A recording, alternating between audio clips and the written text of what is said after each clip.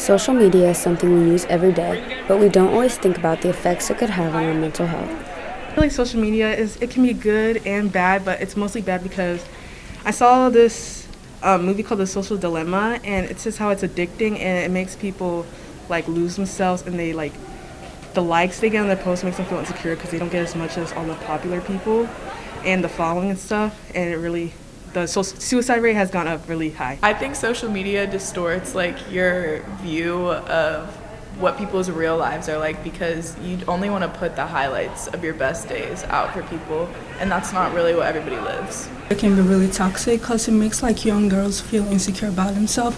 Like they have to compare themselves to older girls on like Instagram, Twitter, on so many other apps, because I feel like most of the stuff on social media is not really true, which is really fake and stuff. Like they compare their bodies to other girls' bodies, which is really, really not good. And I feel like we should all appreciate ourselves.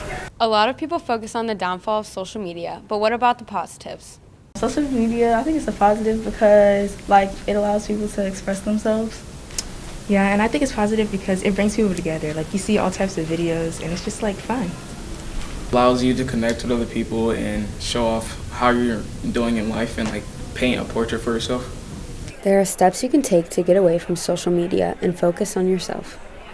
One thing I think you can do is just delete one social media app. I would argue TikTok is probably the worst one because you don't remember any of the content that you watch. If you think to the last like 1,000 videos that you watched on TikTok, can you really remember at least 10 videos that you watched? Probably not, and that's around 0.5% of the content that you watched. Well, I know that like when me and my friends go out to lunch or like dinner or something, we like to put our phones in the middle of the table, and the first one to grab their phone has to pay for dinner. There is good and bad on social media, but always be aware of how it is affecting you. This is Rosie Letzelter for Lincoln Live. All I do is look at art and be sad.